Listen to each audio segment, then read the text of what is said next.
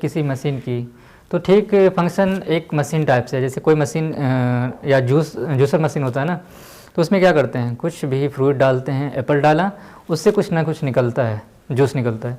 तो वो जो मशीन है वो कहलाता है फंक्शन, और जो इनपुट डाला वो कहलाएगा डोमेन, और जो आउटपुट डाला वो कहलाएगा रेंज। तो हम देखते हैं फंक्शन क्या होता है। फंक्शन जिसमें अगर कोई मशीन है और उसमें कुछ मैंने डाला और कुछ वो आउटपुट देता है, मतलब मैंने इनपुट डाला और ये हमें देता है आउटपुट। तो जो आउटपुट है, जैसे जूस है या फ्रूट है, कुछ न कुछ डालूंगा तो कुछ न कुछ निकलेगा। अब ये मशीन डिपेंड करता है वो कैसा मशीन है, जूसर मशीन है या जो मसाला वाला मशीन है या आटा वाला मशीन है। तो जैसा जैसा होगा वो फंक्शन चेंज करता रहेगा। तो फंक्शन, इसको हम जैसे फंक्शन क्या है, f(x) है या f(x) इक्वल टू x² है या x³ है, तो ये अलग अलग मशीन हो सकती है, मतलब अलग अलग फंक्शन हो सकता है। तो इसमें कुछ ना कुछ डालूंगा तो कुछ ना कुछ निकलेगा। तो इसको मैं लिख सकता हूँ, जैसे ये अगर कोई सेट है और दूसरा कोई सेट है, तो ये खाली रहेगा या भरा रहेगा, अगर काम करेगा तभी मशीन है। जैसे इसमें कुछ न कुछ इनपुट होगा, 1 2 3 अगर इनपुट है तो इसमें भी कुछ न कुछ इनपुट होगा, 1 हो या 4 हो या 9 हो। तो क्या लिखूँगा, फंक्शन को मैं कैसे डिफाइन करूँगा, जैसे फंक्शन है तो function is defined as f क्या है, सेट है ना, एक ये सेट है और ये दूसरा ये सेट है, तो दोनों सेट खाली है या फील्ड है, फील्ड है। तो f is defined as f two non empty set, two non empty set, defined if two non-empty set and a rule is associated with A and B। इसका क्या फंडा है, जैसे मैंने 1 डाला तो 1 आया, 2 डाला तो 4, 3 डाला तो 9। तो ये कैसा रूल लग रहा है, तो ये रूल लग रहा है x² का है।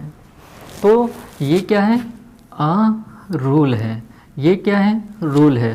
तो हम इसको कह सकते हैं is defined as f two non empty set and rule is associated with A and B, and क्या, हर किसी का एक इमेज बनना चाहिए, यूनिक इमेज बनना चाहिए। एक का इमेज A और इसका इमेज ये, एक का दो इमेज नहीं बनना चाहिए। तो and all element of A have unique image in set B। तो ये क्या कहलाएगा, सेट, अदरवाइज सेट नहीं कहलाएगा। तो ये है सेट के फॉर्म में। इसी को मैं अलग अलग फॉर्म में रिप्रेजेंट कर सकता हूँ, जैसे, और ये जो इनपुट वाला है, जैसे 1 2 3, ये क्या है, डोमेन है, और ये क्या है, रेंज है। अगर ये 5 डाल देता तो, और यहाँ पे तो ये पूरा कोडोमेन कहलाता है। तो आगे मैं बढ़ता हूँ थोड़ा सा।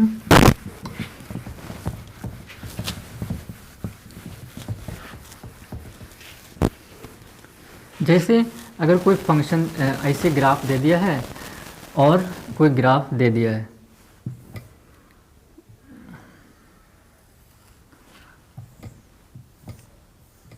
सर्कल का ग्राफ है, इसमें से अगर पूछा जाए ये कौन सा ग्राफ ये फंक्शन है और कौन नहीं है, तो आप कैसे बताएंगे।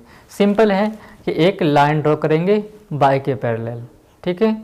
अगर वो सिंगल पॉइंट पे कट करता है तो वो फंक्शन होगा, अगर वो एक से ज़्यादा पॉइंट पे कट करता है तो वो फंक्शन नहीं होगा। जैसे अगर मैं ये वाई एक्सिस है, मैं इस पर ड्रॉ करता हूँ, तो ये सिंगल लाइन है, तो ये फंक्शन है। अगर इसको मैं ड्रॉ करता हूँ तो ये फंक्शन है। लेकिन अगर मैं ये बाइकेफेरल ड्रॉ करता हूँ तो ये एक यहाँ पे पॉइंट पे कट किया और ये यहाँ पे कट किया, तो ये फंक्शन नहीं होगा। अब हमें इसे फंक्शन बनाना है तो इसको दो पार्ट में मैं तोड़ सकता हूँ, ऐसे और दूसरा ऐसे, है ना। तो ये फंक्शन होगा। मतलब y के लिए क्या होता है, x square plus y square equal to a square, तो y square equal to a square minus x square. इसको मैं हटाऊँगा, ये पॉजिटिव और निगेटिव, तो y equal to a square minus x square और y equal to negative a square minus x square का root under. तो ये पॉजिटिव वाले के लिए है और ये नेगेटिव वाले के लिए है। तो कभी भी अगर कोई लाइन दिया हुआ है, अगर उस पर मैं बाय के पहले अगर कोई लाइन ड्रॉ करूँगा, अगर वो एक पॉइंट पे कट करता है तो वो फंक्शन होगा। अगर दो एक से ज़्यादा पॉइंट पे कट करता है तो वो फंक्शन नहीं होगा, राइट। तो अब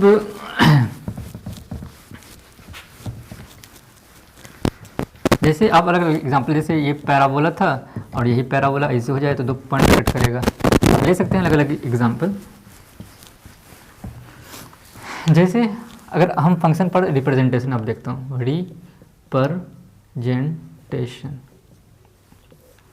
इसको मैं कई तरीक़े से रिप्रेजेंट कर सकता हूँ।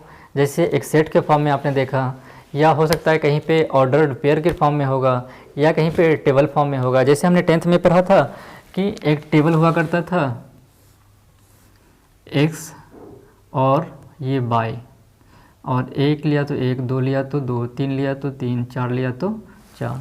तो ये क्या है, ये x जो है वो इंडिपेंडेंट वेरिएबल है और y जो है डिपेंडेंट वेरिएबल है। तो x की जो वैल्यू है ये क्या है, टेबल में है, तो एक हो जाएगा टेबुलर फॉर्म।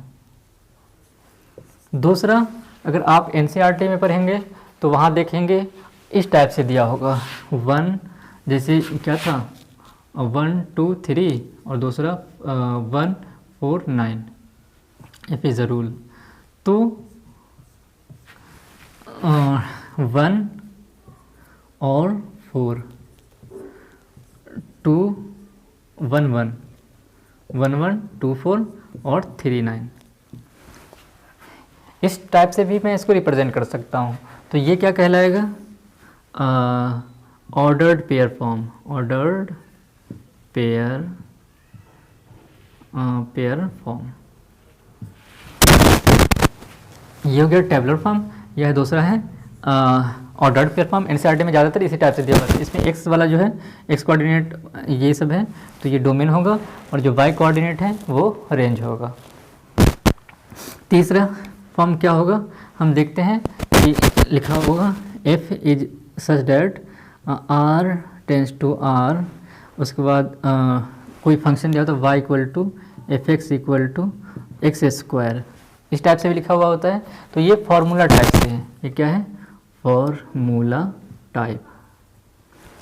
फोर्थ देखते हैं कि आप देखेंगे कि एक सेट बिल्डर फॉर्म में लिखा होगा x such that x fx है, where x belongs to real number, and function क्या है fx equal to x square.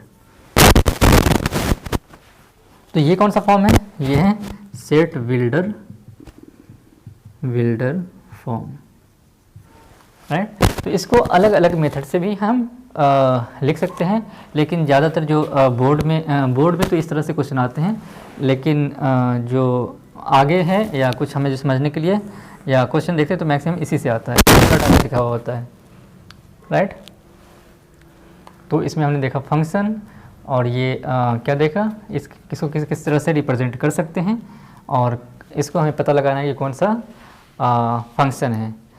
कभी भी किसी भी फंक्शन का एक का मतलब कोई सेट A है, जैसे 1 2 3 4 5 6, तो किसी भी दो का एक इमेज, तो एक का दो इमेज नहीं बनेगा। जैसे एक का ये है और एक का दो इमेज नहीं बनना